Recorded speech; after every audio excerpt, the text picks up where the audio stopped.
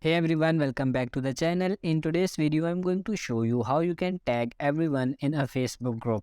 So, if you have a group with a lot of members, do you find it tedious to tag everyone in your Facebook group one by one? So, there is easy way to do it. So, first of all, just open up the Facebook application on your mobile and then tap on your profile icon in the top right corner. Once you are on the menu screen, tap on this groups option and then tap on your groups and go for the group that you want to tag for everyone.